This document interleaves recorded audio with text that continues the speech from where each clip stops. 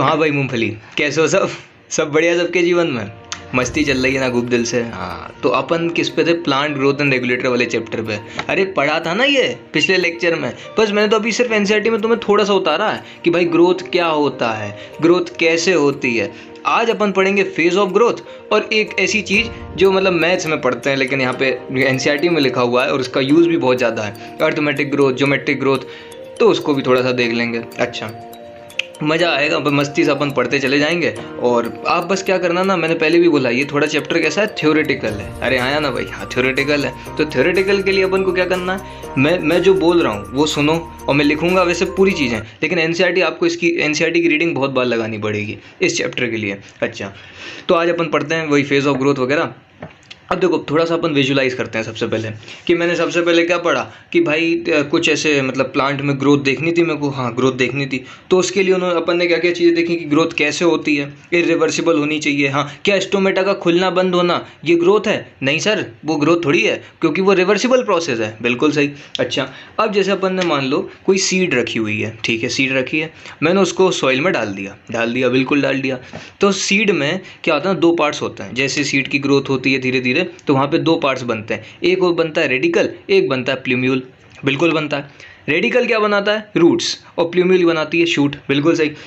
तो अब अपन ग्रोथ के फेस पढ़ना है तो मेरी बात समझो कि भाई रेडिकल से जब रूट बन रहा होगा, हाँ, तो रूट के भी तीन पार्ट्स होते हैं। कौन कौन से? एक होता है मेरिस्टेमेटिक वाला पार्ट, एक होता है जोन ऑफ इलॉन्गेशन वाला पार्ट, और एक होता है मैच्योरेशन वाला पार्ट। यहाँ से एक बार सवाल पूछा है नीट में, तो इसको थोड़ा सा ध्यान से सुनना जो भी मैं बोलूँ।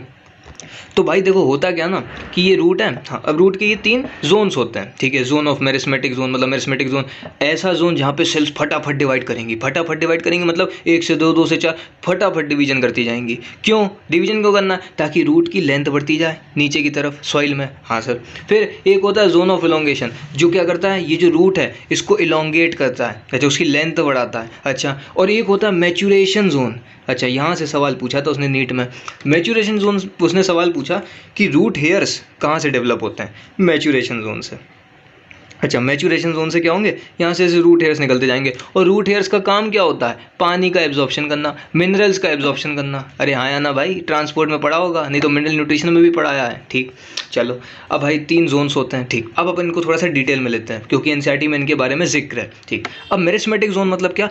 ये ऐसी जोन होगा जहाँ पे कौन सी सेल्स होंगी? Dividing cell. अच्छा, ये फास्ट डिवाइड करेगा या स्लोली? फास्ट। हाँ समझ रहे हो, फास्ट डिवाइड करेगा। फिर ये इसमें क्या होता है ना, यहाँ पे जितनी भी सेल्स होंगी इनको जल्दी डिवीजन करना है, बिल्कुल करना है। तो यहाँ पे मल्टीपल प्लाज्मोडेस्मेटल कनेक्शन होते हैं। ई का होता है sir plasmodesmatal connection. Cell biology में आपने अगर पढ़ा होगा प्लाज्मोडेस्मेटा, ये क्या होता है, सेल को लिंक करते हैं एक दूसरे से। अच्छा, तो मल्टीपल प्लाज्मोडेस्मेटा कनेक्शन हमें कहाँ मिलते हैं? मेरिस्मेटिक जोन में। अच्छा, मेरिस्मेटिक जोन में फटाफट डिवीजन होगा या स्लोली? फटाफट। ठीक है। फिर सेल वॉल कैसी है चीकू? थिन। अरे भाई सेल को डिवाइड करना है। हाँ, अगर यहाँ पे सेल वॉल थिक दे दी तो भाई साहब वो डिवीजन में दिक्कत आएगी ना। हाँ, तो सेल वॉल कैसी है? थिन। और कैसी होती है? सेल्यूलोजिक होती है और प्राइमरी होती है। 3 तरीके की सेल वॉल होती हैं, प्राइमरी, सेकेंडरी, टर्शरी। ज़्यादातर तो अपन को प्राइमरी और सेकेंडरी देखने को मिलती है, लेकिन कुछ जो जिम्नोस्पर्म होते हैं ना बड़े प्लांट, उनमें टर्शरी सेल वॉल भी दिखती है। अच्छा, ये भी होता है, सेल बायोलॉजी में पढ़ा होगा आपने। ठीक, फिर इनके, अब देख मेरी बात समझ, इनको फटाफट डिवीजन करना है। हाँ सर बिल्कुल, फटाफट डिवीजन करना है। तो इनका जो साइटोप्लाज्म होता है ना चीकू, वो भी डेंस होता है। अच्छा, ऐसा नहीं कि फ्लूइडिटी वाला हो कि आध मतलब इधर आधा इधर जा रहा आधा उधर जा रहा, डेंस होता है। अच्छा, और ये जो साइज़ होती है ना सेल्स की, वो छोटे से होते हैं, स्मॉल साइज़ के। अच्छा, और सबसे महत्वपूर्ण चीज़, इनका न्यूक्लियस कैसा होता है? कॉन्स्पीशियस न्यूक्लियस होता है। अच्छा, कॉन्स्पीशियस न्यूक्लियस मतलब कि it is ready to divide. अच्छा, इट इज़ रेडी मतलब डेंस साइटोप्लाज्म होगा, कॉन्स्पीशियस न्यूक्लियस होगा, और साथ ही साथ ये तो तुम्हें पता भी होगा कि कभी भी जब भी सेल को डिवाइड करना है तो जो उसका कैरियोप्लाज्मिक इंडेक्स होता है, जी का होता है सर कैरियोप्लाज्मिक इंडेक्स। अरे कैरियोप्लाज्मिक इंडेक्स मतलब न्यूक्लियस बाय साइटोप्लाज्म का जो रेशियो है वो हाई होता है। देखो अब मेरी बात समझना, न्यूक्लियस बाय साइटोप्लाज्म का रेशियो हाई का मतलब क्या है कि न्यूक्लियस का साइज बढ़ चुका है। अच्छा, और सेल पूरी तैयार है डिवीजन करने के लिए। अच्छा, तो यदि न्यूक्लियस बाय साइटोप्लाज्म का रेशियो हाई है तो सेल क्या कर जाती है? डिवाइड। और यहाँ पे हमें डिवीजन कराना भी है ताकि रूट की लेंथ बढ़ती जाए। अरे तुम समझ में आ रहा है कि नहीं आ रहा? हाँ, मुंडी मत हिलाना जैसे तुम लोग क्लास में मुंडी हिलाते हो। जो अगर समझ में नहीं आ रहा तो भाई मतलब देखो समझो, ठीक है, क्योंकि इसमें पूछ तो सकते नहीं है। हम कैसे पूछेंगे सर? ऐसे वो स्क्रीन खटखटाएंगे क्या कि मास्टर जी जो समझ में नहीं आया। अरे कहना क्या चाहते हो?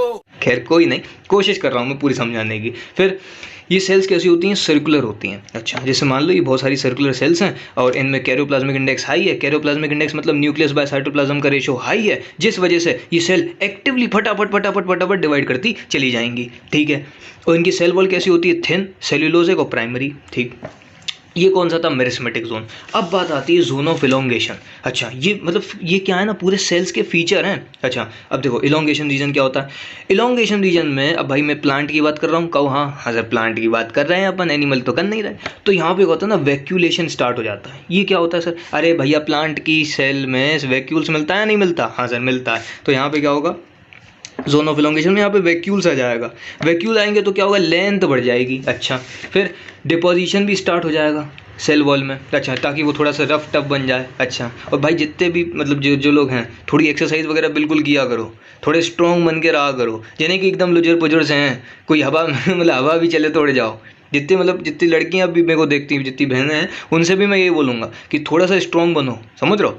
किसी को भी मतलब अगर मानने की बारी है तो उठा के पटक दो, इतनी ताकत रखो सब। चलो फिर प्रोटोप्लाज्म इनका ज़्यादा होता है। प्रोटोप्लाज्म धीरे धीरे इंक्रीज होगा। क्यों करना है प्रोटोप्लाज्म इंक्रीज? क्योंकि यहाँ पे वैक्यूलेशन कराना है। अच्छा, वैक्यूलेशन कराना है और डिपोजिशन कराना है, किस में? इलोंगेशन वाले रीजन में। ठीक, अब बात आती है मैचुरेशन रीजन की, जहाँ से एक बार उसने सवाल भी पूछा है। मैचुरेशन रीजन में क्या होता है ना, अब देख डिपोजिशन और वैक्यूलेशन पूरा कंप्लीट हो चुका है, हाँ ये वाले रीजन में, मैचुरेशन रीजन में, और साइज मैक्सिमम अचीव हो चुका है। अच्छा, वही रूट हेयर्स का जो साइज मैक्सिमम अचीव हो चुका है, और सेल का डिफरेंशिएशन स्टार्ट हो जाएगा। अब एनसीईआरटी में लिखा है ये सेल का डिफरेंशिएशन, अभी मैं आपको बताऊंगा। खैर, differentiation, dedifferentiation, redifferentiation, ये क्या होता है? सेल का डिफरेंशिएशन मतलब कि cell will proliferate to form root hairs. अच्छा, ये क्या होता है सर? मतलब सेल क्या होगी? डिवाइड करेंगी टू फॉर्म क्या? रूट हेयर्स, ताकि क्या हो? पानी का एब्जॉर्प्शन स्टार्ट हो जाए। तो मेरी बात को समझ रहे हो? अच्छा, ये बहुत प्यारी चीज़ है। अच्छा, ये चीज़ समझ गए ना तो थोड़ा थोड़ा ग्रोथ का फेस समझ में आएगा कि कैसे कैसे ग्रोथ होती है। कहीं पर भी ग्रोथ करनी है ना तो ये 3 चीज़ें ज़रूरी हैं।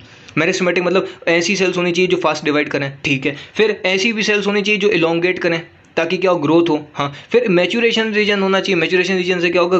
पानी का एब्जॉर्प्शन, रूट हेयर्स बनेंगे। ये अपन बात कर रहे थे रूट्स की। ठीक, अब अपन देखते हैं एक नई चीज़। अब एनसीईआरटी बताती है ग्रोथ रेट के बारे में। क्या होता है ग्रोथ रेट? मतलब अर्थमेटिक ग्रोथ क्या होता है, ज्योमेट्रिक ग्रोथ, बहुत प्यारी चीज़ें मैं बता रहा हूँ, बस तुम सुनते जाना, क्योंकि ये एनसीईआरटी की एज इट इज़ लाइन है। अगर क्वेश्चन आएगा ना तो एज इट इज़ लाइन आएंगी। अच्छा, अब देख ग्रोथ रेट क्या होता है। अब रेट मतलब क्या होता है? रेट सर, रेट मतलब सर पावर कैसे? अरे सर हम पढ़ते ना power, energy consume per unit time. अच्छा, तो ये मतलब सर वो हो गया सर पावर? अरे नहीं, देखो ग्रोथ रेट मतलब कि ग्रोथ पर यूनिट टाइम। अब जैसे पावर में क्या होता था? Energy per unit time. हाँ, वैसे ग्रोथ रेट में क्या होगा? Energy per unit time.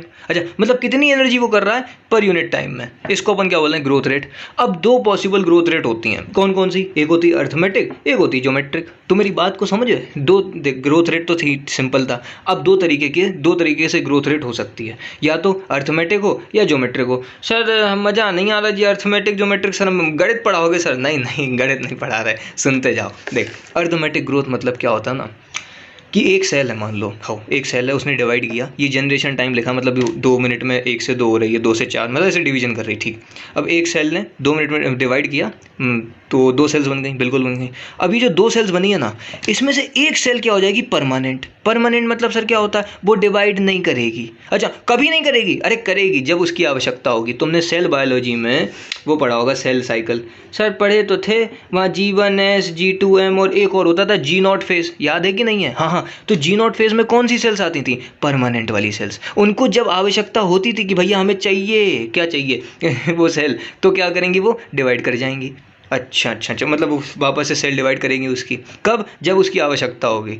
जैसे कि सर फॉर एग्जांपल जैसे आप जब स्पर्मेटोजेनेसिस पढ़ोगे क्लास 12th में, स्पर्मेटोजेनेसिस मतलब स्पर्म का बनना। अच्छा, तो वहाँ पे क्या होता है ना, स्पर्मेटेड्स जो होते हैं वो अरेस्ट हो जाते हैं जाके G0 फेज में, और जब उनकी आवश्यकता होती है तो फिर से वो डिवाइड करेंगे। नहीं तो तुमने वो पढ़ा होगा, क्या पढ़ा था? वो एंटीपोडल सेल क्या होती हैं सर? अरे यार, प्लांट की तुमने वो पढ़ी होगी फीमेल रिप्रोडक्टिव पार्ट। हाँ हाँ, प्लांट में फीमेल तीन ऊपर वाली तीन कौन सी होती थी? Antipodal cell. नीचे क्या होता था? सिनर्जिड। फिर एक बीच में एक्स सेल। अरे कुछ याद आ रहा है कि नहीं आ रहा? फिर होता था पोलर न्यूक्लियाई। हाँ हाँ, तो ये जो सेल्स हैं एंटीपोडल सेल, सिनर्जिड्स वगैरह, ये भी जीन और फेज में चली जाती हैं, और जब इनकी ज़रूरत होती है तो ये वापस से आ जाएंगी सेल साइकिल कंप्लीट करने के लिए। अच्छा अच्छा अच्छा, समझ गया। परमानेंट सेल का मतलब समझ गए, ठीक।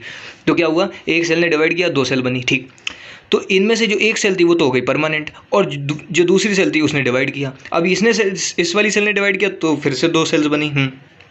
लेकिन इसमें से एक सेल फिर से क्या हो गई? परमानेंट, और वो दूसरी सेल ने डिवाइड किया। तो ये प्रोसेस चलती जा रही है। अरे हाँ या ना भाई? हाँ, चलती जा रही। तो तुम अगर यहाँ से देखो, ध्यान से देखो, एक सेल ने डिवाइड किया तो दो बनी, बिल्कुल बनी। फिर इस एक सेल तो परमानेंट हो ही रही है, और दूसरी सेल ने डिवाइड किया तो फिर से दो बनी, लेकिन फिर से एक क्या हो गई? परमानेंट। तो अगर तुम देखो इसकी रेट क्या आएगी? रेट मतलब कि एक सेल इंक्रीज हो रही है 2 मिनट में। हाँ देखो, एक थी, एक से दो बनी, हाँ बनी, लेकिन एक हो गई परमानेंट। तो इंक्रीज कितना हुआ? एक ही का तो हो रहा है चीकू, देखो ध्यान से देखो। हाँ, एक सेल का क्या हो रहा है? इंक्रीज हो रहा है। तो एनसीईआरटी में इसको बोला अर्थमेटिक ग्रोथ, ठीक। मतलब क्या हो रहा ना, एक सेल डिवाइड करी, दो बनी, तो दो में से एक तो परमानेंट हो गई, और एक मतलब सेल फिर से डिवाइड करने के लिए तैयार हो गई, तो एक ही सेल बढ़ रही है, एक क्योंकि परमानेंट हो गई। तो इसको अपन बोलते हैं अर्थमेटिक ग्रोथ। तो एनसीईआरटी लिखती है फिक्स्ड इंटरवल में कांस्टेंट ग्रोथ यदि कोई भी प्लांट दिखाता है तो उसको बोलते हैं अर्थमेटिक ग्रोथ। हाँ सर, अब समझ में आ गया, ठीक। कांस्टेंट ग्रोथ दिख रही है, हर 2 मिनट में एक सेल बढ़ रही है, तो इसको क्या बोला? Arithmetic growth. अब इसका ग्राफ से देखो सवाल पूछता है। अच्छा, ग्राफ का सवाल कैसे पूछेगा? देखो क्या होता है ना, ये एक मतलब जैसे अब एनसीईआरटी में लेंथ लिया हुआ प्लांट का। अच्छा, तो उन्होंने बोला कि जैसे जैसे ये टाइम बढ़ रहा है, ये टाइम है और ये लेंथ है, ठीक है। तो उन्होंने बोला ये L0 है इनिशियल लेंथ प्लांट की, और LT है फाइनल लेंथ, मतलब फाइनल लेंथ जब भी अपन ने एक टाइम T पे अपन ने देखा। तो उन्होंने बोला कि भाई साहब ग्रोथ जो है वो कॉन्स्टेंटली क्या हो रही है? बढ़ रही है। अच्छा, फिक्स इंटरवल टाइम में कांस्टेंट ग्रोथ दिखा रहा है। अब कांस्टेंट का ग्राफ क्या होता है भाई साहब? यही होता है, हाँ, मतलब वही y = mx + c। तुमने पढ़ा होगा भैया, इस straight line passing through centre. यहाँ पे पासिंग थ्रू सेंटर नहीं है, क्या है? L0 से पास हो रहा है। इंटरसेप्ट क्या है? L0। अच्छा, तो इसकी ये जो इक्वेशन आती है स्ट्रेट लाइन की वो क्या है? LT = L0 + RT। बस इतनी सी चीज़ याद रख लेना, और कुछ मत रखो याद, ठीक। अब एक चीज़ और, एनसीईआरटी में लिखा है अर्थमेटिक ग्रोथ में क्या होता है ना, ग्रोथ कांस्टेंट है विद टाइम। हाँ, तो वो अभी बताया ना सर भाई साहब, ग्रोथ कांस्टेंट कैसी है? हर बार एक ही सेल तो बढ़ रही है, ऐसा तो है नहीं कि आगे की लगी बहुत सारी सेल्स बढ़ रही हो, नहीं बढ़ रही। हाँ, तो एक ही सेल बढ़ रही है, इसलिए इसे बोला क्या कि इसकी ग्रोथ क्या है चीकू? कांस्टेंट है, ठीक। और इसका ग्राफ का ये याद रख लेना, LT = L0 + RT। Straight line passing through centre नहीं है, पासिंग थ्रू इंटरसेप्ट। इंटरसेप्ट की वैल्यू कितनी? L0। अब भैया कोई ज़्यादा फिजिक्स का ज्ञान नहीं हो तो स्लोप भी निकाल लेना, कुछ होता है ना m = tan थीटा वगैरह। हाँ हाँ सर, याद आ रहा। हाँ, तो वो भी निकाल लेना।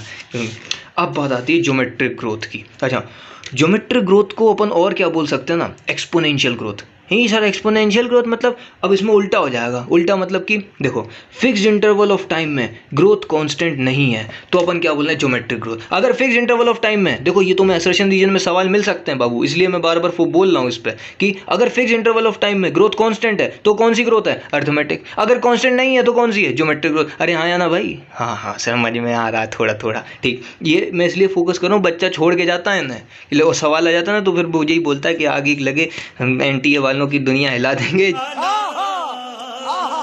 ये जैसा होता है, ठीक। तो मान लो होता क्या ना, एक सेल थी, ज्योमेट्रिक ग्रोथ की अपन बात कर रहे हैं, सेल ने डिवाइड किया तो भाई वो 1 से 2, 2 से 4 ऐसे प्रोसेस चलती गई, जिससे मतलब नॉर्मल जो डिवीजन होता है। हाँ, अच्छा एक बात और, ये वाला डिवीजन पता कौन सी सेल्स दिखाती हैं? Meristematic cells. ही सर हम नहीं खेल रहे मेरिस्टेमेटिक। अरे जब डिफरेंशिएशन में बताऊंगा ना तब उन्हें और मैं प्यार से बताऊंगा कि सेल ने डिवाइड किया, एक सेल हो गई परमानेंट, दूसरी हो गई, दूसरी सेल ने डिवाइड किया, फिर उससे 2 सेल बनी, एक सेल हो गई परमानेंट, फिर वो वाली सेल डिवाइड करेगी दूसरी वाली। अच्छा, तो ऐसी ग्रोथ को मतलब ज़्यादातर कौन दिखाते हैं? Meristematic cells. अच्छा अच्छा अच्छा, समझ गए सर, ठीक। अब ज्योमेट्रिक ग्रोथ की अपन बात कर रहे थे, तो इसमें क्या था? 1 से 2, 2 से 4, 4 से 8 ऐसी मतलब प्रोसेस चलती चली जाएगी, ठीक है।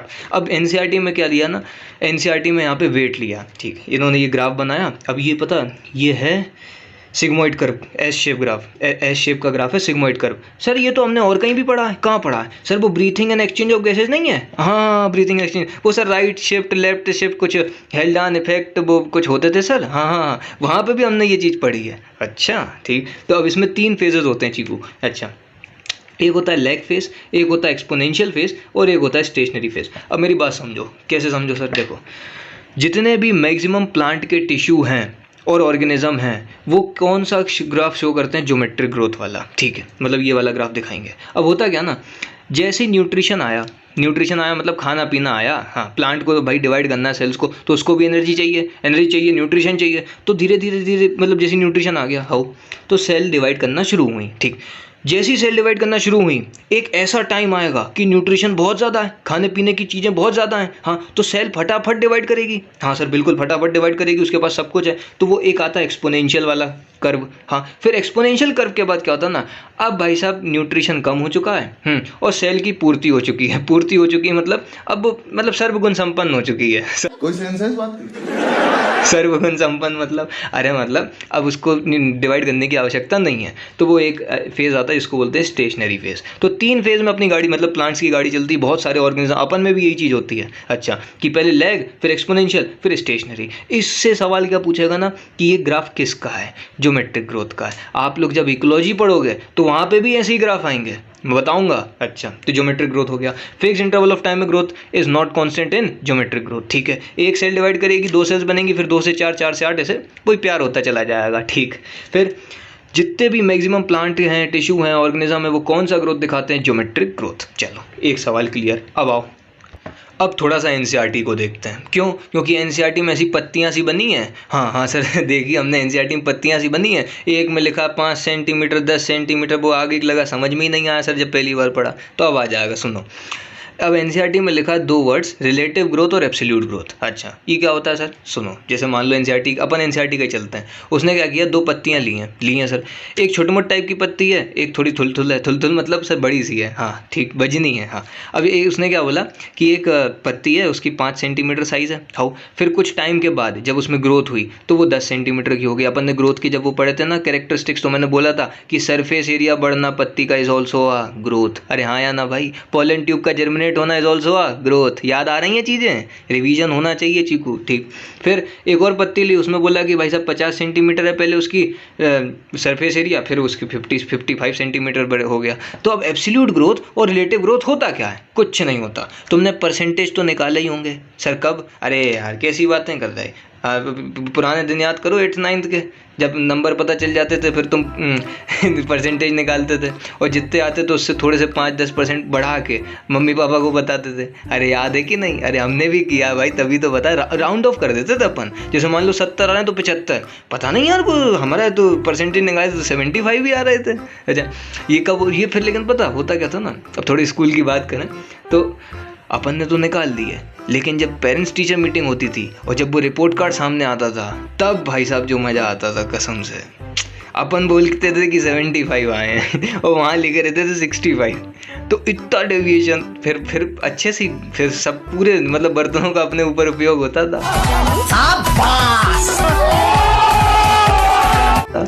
फिर वो भी बढ़िया दिन थे। चलो अब एब्सोल्यूट ग्रोथ और रिलेटिव ग्रोथ की अपन बात कर रहे थे।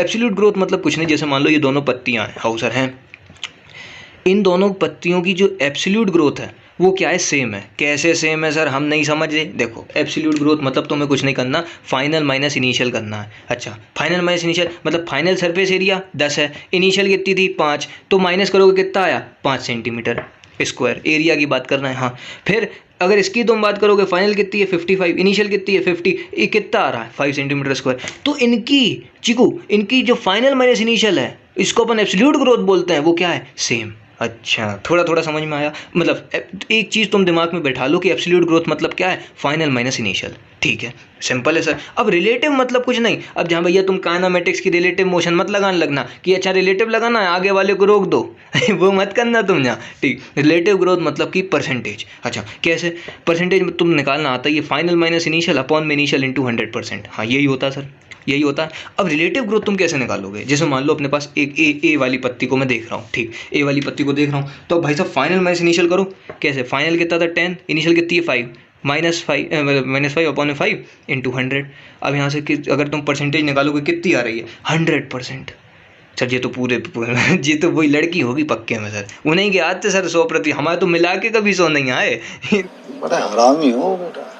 इन लड़कियों के याद हैं सर इतने ज़्यादा नंबर। फिर जैसे मान लो बी पत्ती के लिए मैं देखूँ तो फाइनल कितनी है 55, इनिशियल कितना 50 अपॉन में इनिशियल इंटू 100, 100%। तो आंसर यहाँ पे भी आंसर कितना आ रहा है चीकू, यहाँ पे आ रहा है 10%। ये हाँ ये लड़का होगा सर। तो ये होती है रिलेटिव ग्रोथ। अब इससे मैं क्या बता सकता हूँ, जो हमें एनसीईआरटी ने बताया सर इतनी चीज़ क्यों करवाई, इसलिए कराई एब्सोल्यूट मतलब फाइनल माइनस इनिशियल, रिलेटिव मतलब फाइनल माइनस इनिशियल अपॉन में इनिशियल इंटू 100। हाँ ये चीज़ तो क्लियर है। अब देख एनसीईआरटी में 2 प्यारी प्यारी लाइनें लिखी जहाँ से मैं बोलता हूँ कि सवाल आएगा। अच्छा कि उसने पूछा भी है, उसने बोला 2 leaf having different initial area. अब देखो इनिशियल एरिया डिफरेंट था, यहाँ पे 5 था, यहाँ पे 50 था। हाँ सर इनिशियल एरिया तो डिफरेंट है, ठीक है। If have same absolute growth, अब देख क्या मैंने इनकी एब्सोल्यूट ग्रोथ सेम है, सेम ही आई है 5-5। हाँ सर दोनों की सेम आई है। If have same absolute growth should have different relative growth. अब ये एनसीईआरटी ने लिखा है, तुम लोग देखोगे ना लाइंस ये बकायदा तुम्हें मिलेंगी कि उसने क्या बोला कि 2 पत्तियां हैं तुम्हारे पास, हाउ हैं, उनकी सेम एब्सोल्यूट ग्रोथ है, सेम एब्सोल्यूट ग्रोथ है। अगर सेम एब्सोल्यूट ग्रोथ है तो उनकी रिलेटिव ग्रोथ क्या होगी, डिफरेंट, और वो आई भी डिफरेंट। एक की आई 100%, एक की आई 10। तो ये क्या बता रहा है एनसीईआरटी की जो पत्तियों वाला उसने एक्सपेरिमेंट किया वो हमें ये बताना चाह रहा है कि यदि किसी भी एक्सपेरिमेंट में पत्तियों की एब्सोल्यूट ग्रोथ सेम आ रही है तो उनकी रिलेटिव ग्रोथ डिफरेंट आएगी। बस इतनी सी चीज़ उसने बताई है वहाँ उस पैराग्राफ में, जो आपको देखने को मिलेगा। फिर अब उसने फिर अब इसका अपोजिट तो अपन कर ही सकते हैं कि भाई 2 लीफ हैं यदि, हाउ उनका इनिशियल एरिया क्या है, सेम है, हाउ, और if they have same absolute growth relative growth is also same.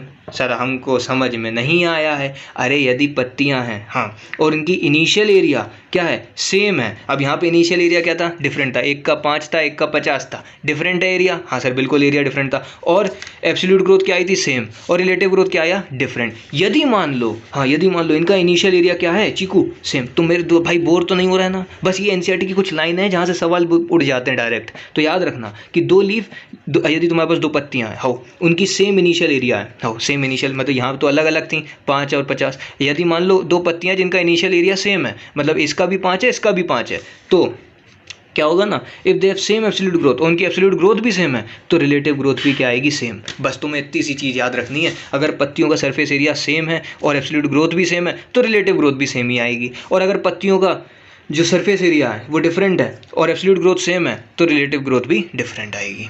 ये चीज़ समझ गए कि नहीं समझे? अरे हाँ या ना तो बोला करो। ठीक, अब बात करते हैं अर्थमेटिक और ज्योमेट्रिक ग्रोथ के बारे में। सर अभी तो देखा था, अरे अब थोड़ा एनसीईआरटी की लाइनों को भी तो समझाना पड़ेगा। अच्छा मैंने अर्थमेटिक में क्या बोला था, एक सेल बनी, हो एक सेल से 2 सेल, 2 सेल से 3 सेल, ऐसी सेल्स बढ़ती जाएंगी। ठीक, बिल्कुल बढ़ती जाएंगी।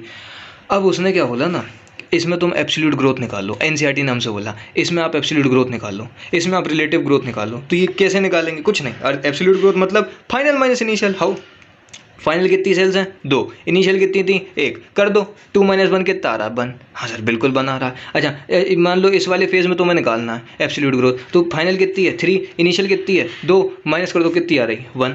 तो यहाँ से तुम्हें एक चीज़ पता चली क्या, कि अर्थमेटिक ग्रोथ में एब्सोल्यूट ग्रोथ क्या है, कांस्टेंट है। बिल्कुल सर कांस्टेंट दिख ही रही है, देखो अर्थमेटिक ग्रोथ में एब्सोल्यूट ग्रोथ क्या है, कांस्टेंट। अच्छा रिलेटिव ग्रोथ की बात करें, मतलब वो परसेंटेज वाली, हाँ रिलेटिव ग्रोथ निकाल लो, फाइनल कितनी है 2, -1 अपॉन में इनिशियल 1 × 100, ये कितना आ गया 100%। हाउ, फिर अगर इस वाले फेज में निकालो रिलेटिव ग्रोथ, तो फाइनल कितनी है 3, 3 - 2 अपॉन में 2 × 100, 50%। तो भाई साहब अर्थमेटिक ग्रोथ रेट में रिलेटिव ग्रोथ क्या होती है, डिक्रीज होती है। दिख भी रहा है, तो पहले 100 थी फिर 50 हो गई। तो मेरी बात को समझ रहे हो, ये थोड़ा थोड़ा समझ में आ रहा है, एनसीईआरटी की एज इट इज़ लाइन्स हैं। अच्छा अगर वो तुमसे देखो अर्थमेटिक और ज्योमेट्रिक ग्रोथ रेट की बात करेगा, जिसमें अपन ने अभी देखो अर्थमेटिक क्लियर है, ज्योमेट्रिक भी क्लियर है, फिर अपन ने ये भी देख लिया एनसीईआरटी का एक्सपेरिमेंट। अब अपन बात कर रहे थे ग्रोथ रेट की। हाँ तो रेट में अपन ने कुछ नहीं देखा, अर्थमेटिक में क्या 1 से 2, 2 से 3, 3 से 4, मतलब हर एक डिवीजन में एक सेल ही तो बढ़ रही थी अर्थमेटिक में। अरे याद आ रहा है कि नहीं, पीछे देखा अभी अपन ने, हाँ सर एक ही सेल बढ़ रही थी। तो अपन ने इसके लिए एब्सोल्यूट ग्रोथ निकाला, एब्सोल्यूट ग्रोथ मतलब फाइनल माइनस इनिशियल निकाल दिया, वो क्या आ रहा है, कांस्टेंट। तो अर्थमेटिक ग्रोथ में एब्सोल्यूट ग्रोथ क्या होती है, कांस्टेंट। यहाँ से एज इट इज सवाल मिलते हैं चीकू। फिर इन अर्थमेटिक ग्रोथ रेट, अगर मान लो तुमसे अर्थमेटिक ग्रोथ रेट में बोलता है, हाँ रिलेटिव ग्रोथ क्या आएगी, वो डिक्रीज होगी। दिख भी रहा रिलेटिव ग्रोथ क्या और ये डिक्रीज। तो ये चीज़ें तुम समझो, रटो मत, समझ रहे हो। चलो एक चीज़ और देखो फिर अपन इसको ख़त्म करते हैं। अब अर्थमेटिक के साथ तो खेल लिया, अब बची कौन है, ज्योमेट्रिक ग्रोथ रेट। तो ज्योमेट्रिक ग्रोथ रेट को भी देखो, ज्योमेट्रिक ग्रोथ मतलब वही 1 से 2, 2 से 4, 4 से 8, 8 से 16 ऐसी सेल्स बढ़ती चली जाएंगी, याद है कुछ? हाँ, तो अब इसमें एब्सोल्यूट ग्रोथ निकालो। चलो एब्सोल्यूट ग्रोथ मतलब क्या है, final minus initial. Final minus initial करोगे कितना आ रहा है 1। फिर इस वाले फेज में निकालोगे तो 4 - 2, फाइनल माइनस इनिशियल कितनी आ रही है 2। मतलब ये अब तुम यहाँ देखो, यहाँ पे एब्सोल्यूट ग्रोथ क्या हो रही है, इंक्रीज हो रही है। वहाँ पे क्या होता था अर्थमेटिक ग्रोथ में, कम हो रही थी। अभी पीछे देख के आए अपन, अरे भाई कांस्टेंट थी ना 1 ही 1। अरे यार ये देखो यहाँ अर्थमेटिक ग्रोथ कैसी है, कांस्टेंट, एक ही एक से चली जा रही है आगे। लेकिन रिलेटिव इसमें क्या हो रहा है, ज्योमेट्रिक ग्रोथ रेट में अर्थमेटिक ग्रोथ क्या हो रही है, बढ़ रही है, इंक्रीज हो रही है। अब जैसे मानो तुम इस फेज में निकालो, चलो फाइनल माइनस इनिशियल करना, 8 - 4 कितना आ रहा है 4, इंक्रीज हो रही है, देखते जाओ। फिर अब बात करें रिलेटिव ग्रोथ की, इसमें रिलेटिव ग्रोथ क्या रहेगी, कांस्टेंट। कैसे कांस्टेंट, देख लो भाई साहब, फाइनल माइनस इनिशियल करो, 2 - 1 अपॉन में इनिशियल 1 × 100 कितना आ रहा है 100%। रिलेटिव ग्रोथ कितनी आ रही है 100। फिर इस वाले फेज में निकाल लो, 4 - 2 अपॉन में 2 × 100 100। समझ रहे हो? तो तुमसे वो सवाल पूछेगा कि in arithmetic growth rate and in geometric growth rate ये एब्सोल्यूट ग्रोथ और रिलेटिव ग्रोथ कैसे चेंज होती हैं, बस तुमसे इतना सवाल पूछेगा। एब्सोल्यूट ग्रोथ तुम तो अब तो निकाल सकते हो कि भाई ये रटना मत। जैसे मान लो कोई बच्चा होता है रटने वाला, वो रट लेगा कि ज्योमेट्रिक में अच्छा ज्योमेट्रिक है, इसमें अर्थमेटिक क्या होगा, बढ़ेगा, लेकिन रिलेटिव से कॉन्स्टेंट रहेगा। रट लो ठीक है, लेकिन ये कॉन्सेप्ट भी आना चाहिए कि ज्योमेट्रिक में क्या होता है 1 से 2, 2 से 4 वाला खेल चलता है, और अर्थमेटिक में एक ही सेल बढ़ती है, मतलब 1 से 2, 2 से 3, 3 से 4। कुछ याद है? हाँ, अभी अपन पीछे देख के आए तो एनसीईआरटी में ये लाइंस एज इट इज़ लिखी हैं। In geometric growth rate absolute growth increase होती है, परंतु जो रिलेटिव ग्रोथ है वो चीकू कैसी रहती है, कांस्टेंट। अब थोड़ा सा क्लियर हुआ होगा, मैं बोला 5% 10% आया होगा, ठीक। एक बार एनसीईआरटी पढ़ लेना और क्लियर हो जाएगा। अब लास्ट चीज़ देखो, कंडीशन फॉर ग्रोथ। ये एनसीईआरटी में छोटी सी, मतलब लास्ट के लेफ्ट वाले पैरा में, लेफ्ट साइड में छोटा सा लिखा है, लेकिन यहाँ से सवाल पूछ लेता है और दूसरे चैप्टर से मिक्स करके। तो वो कैसे मिक्स करेगा वो मैं आपको बताता हूँ। तो अब देखो, कुछ फैक्टर्स होते हैं जो मतलब जिनकी आवश्यकता होती है ग्रोथ करने के लिए। अब जैसे तुम भी अपनी बॉडी पर, अब अपनी बॉडी से सीखो, ग्रोथ करनी है तो भाई मसल्स को प्रोटीन देते हैं अपन, हैवी वेट उठाते हैं ताकि क्या हो भाई, ग्रोथ हो जाए, जैसे तैसे ग्रोथ हो जाए। अब वो खैर अलग बात है, अपन प्लांट की बात करते हैं। तो देखो प्लांट में क्या होता है ना, 4 चीज़ों की ज़रूरत होनी है। मतलब प्लांट को अगर ग्रोथ करना तो ये 4 चीज़ों की आवश्यकता है, और अगर ये पूर्ति नहीं हुई 4 चीज़ों की तो ग्रोथ नहीं होगी, ठीक। सबसे पहला महत्वपूर्ण चीज़ क्या है, पानी है सर, जीवन ही पानी है। अच्छा ठीक, वाटर। और वाटर क्या हमें क्यों क्यों चाहिए भाई, वाटर चाहिए एंजाइम की एक्टिविटी के लिए। अच्छा, ये क्या करता है, लीफ को टर्जिड बनाता है। हाँ सर बिल्कुल बनाता है। ये शेप प्रोवाइड करता है किसको, सेल को। प्यारी सी जो सेल है उसको शेप कौन प्रोवाइड करेगा, पानी। अच्छा, अब ऑक्सीजन का नाम तो तुमने सुना ही होगा। हाँ सर, ऑक्सीजन नहीं होगा तो हम नहीं होंगे। अब जैसे कुछ लोग नहीं होते प्यार में डूबे होते हैं, देखो मैं बता रहा हूँ, प्यार में कोई डूब जाते हैं, हमें तो वो ही चाहिए। मतलब कुछ मेरे एक दोस्त था, वो बोलता कि भाई वो नहीं होगी तो मैं जी नहीं पाऊंगा। अरे भाई साहब, ऑक्सीजन तो फिर मतलब पागलों को चाहिए। हद हो यार, तुम मतलब ऑक्सीजन नहीं चाहिए, तुम्हें वो चाहिए, हद है यार। 2 मिनट अगर ऑक्सीजन की डेफिशिएंसी हो गई ना तो ऐसी चीज़ें हो जाएंगी बॉडी में जो तुम्हें पता भी नहीं चलेंगी, और जिससे क्या क्या हो सकता है लॉन्ग टर्म में, वो तो फिर मेडिसिन लग जाएगी उसमें, ठीक। अब ऑक्सीजन की आवश्यकता प्लांट को क्यों है भाई साहब, रिक्वायर फॉर एरोबिक रेस्पिरेशन। अरे यार, कर्ब साइकिल पढ़ी होगी, ग्लाइकोलाइसिस पढ़ा होगा, लिंक रिएक्शन पढ़ा होगा। एनर्जी बनानी है, एटीपी बनानी है, उसके लिए क्या चाहिए चीकू, ऑक्सीजन चाहिए। अरे हाँ यार ना भाई, हाँ सर बिल्कुल चाहिए। फिर न्यूट्रिएंट की आवश्यकता क्यों है, ये भाई साहब पूरे जितने भी मैक्रो और माइक्रो न्यूट्रिएंट्स होते हैं सर, ये क्या होता है तुम पढ़ोगे मिनरल न्यूट्रिशन वाले चैप्टर में, डला हुआ है पूरा। तो मैक्रो और माइक्रो न्यूट्रिएंट्स आते हैं जिनकी, भाई साहब ये बहुत प्यारी चीज़ है। अगर मैक्रो और माइक्रो न्यूट्रिएंट्स ना हो तो पूरी मतलब जो प्लांट है वो निपट जाए। अच्छा, एंजाइम, मतलब ना जाने कितने सारे एंजाइम्स को वो रेगुलेट करेंगे, फोटोलिसिस कराएंगे, सेल का डिवीजन कराएंगे। अब कोई होगा कि जी आगे के लगे मैक्रो और माइक्रो न्यूट्रिएंट्स हैं क्या, अरे दे जितने भी न्यूट्रिएंट्स हमें सॉइल से मिलते हैं प्लांट के थ्रू। अच्छा, जैसे प्लांट को भी मिनरल्स की आवश्यकता होती है, क्यों होती है, ताकि उसकी जितनी भी फिजियोलॉजिकल प्रोसेस हैं वो सही से चलती जाएँ। और ये न्यूट्रिएंट्स कुछ नहीं होते भैया, कोई होगा कि क्या है जी मैक्रो और माइक्रो न्यूट्रिएंट्स। अरे जितने भी जैसे होता है ना आयरन, हाँ कैल्शियम, ये सब क्या है, न्यूट्रिएंट्स ही हैं, मिनरल्स हैं। अच्छा, मिनरल्स, मैक्रो और माइक्रो मिनरल्स, ठीक है। फिर ये रिक्वायर होते हैं किसके लिए, ग्रोथ के लिए, सबसे ज़्यादा इंपॉर्टेंट यही है। अच्छा, न्यूट्रिएंट, अगर इनकी कमी हो गई, और यहीं से वो पता सवाल पूछता है कि मान लो अगर मैग्नीज की कमी हो गई प्लांट के में तो क्या क्या होगा। अब वो सब तुम पढ़ोगे वहाँ पे, फोटोलिसिस नहीं हो पाएगा, पानी नहीं टूट पाएगा, बहुत मज़ेदार चीज़ है। फिर टेम्परेचर की बात करो, अब टेम्परेचर भैया ऑप्टिमम होना चाहिए। देखो अब तुम तो फोटोसिंथेसिस तुमने पढ़ा ही होगा, C3 C4 प्लांट्स पढ़े होंगे कि भाई ऑप्टिमम टेम्परेचर होगा तभी क्या होगा, वो C3 C4 साइकिल चलेंगी। अरे हाँ या ना भाई, हाँ। और भाई साहब सबसे महत्वपूर्ण क्या है, टेम्परेचर अगर ज़्यादा हो गया या कम हो गया तो एंजाइम फंक्शनल नहीं होंगी। अच्छा, एंजाइम काम ही नहीं करेंगे, क्योंकि एंजाइम की एक खास बात है, एंजाइम को चाहिए ऑप्टिमम टेम्परेचर और ऑप्टिमम पीएच, तभी वो क्या करेंगे, अपना वर्क करेंगे। और अगर एंजाइम खराब हो गए तो पूरी फिजियोलॉजिकल साइकिल्स ही खराब हो जाएंगी प्लांट की, क्योंकि भाई साहब एनर्जी बनाता कैसे, वो फूड कैसे बनाता है, वो साइकिल्स के थ्रू। C3 साइकिल चलाएगा, C4 साइकिल चलाएगा ताकि ग्लूकोज बने, फिर ग्लाइकोलाइसिस कराएगा, कर्ब साइकिल चलाएगा ताकि ATP बन पाए। अच्छा, ये सब क्या हैं, ज़रूरी चीज़ें हैं, किसके लिए, ग्रोथ के लिए। भाई देखो इसको एक बार फिर से देख लेना, अगर नहीं आया ये एब्सोल्यूट रिलेटिव क्या है, बवाल चीज़ें, लेकिन मैं पूरी NCERT क्लियर हो गई इसकी। इससे बच्चा डरता है। मैंने भी जब ये पहली बार पढ़ी थी ना 11th में, तो मैं भी सोचता था कि यार ये होता क्या है, क्योंकि पहली बार में समझ में नहीं आती। लेकिन आशा कर रहा हूँ कि आपको अब समझ में आया होगा। अब अगले लेक्चर में अपन मिलते हैं, जहाँ पे अपन बात करेंगे डिफरेंशिएशन, डी डिफरेंशिएशन, रीडिफरेंशिएशन। ये जो मज़ेदार 3 शब्द हैं NCERT के, जिनसे मतलब मैं चाहूँ तो पूरे घंटों पढ़ा सकता हूँ, लेकिन अपन को क्या लिमिटेड पढ़ना है। तो बस पढ़ाई करते रहो मस्ती से। मिलते हैं आपसे बहुत जल्द, तब तक के लिए okay bye, all the very very best. No, I don't wanna waste what's left.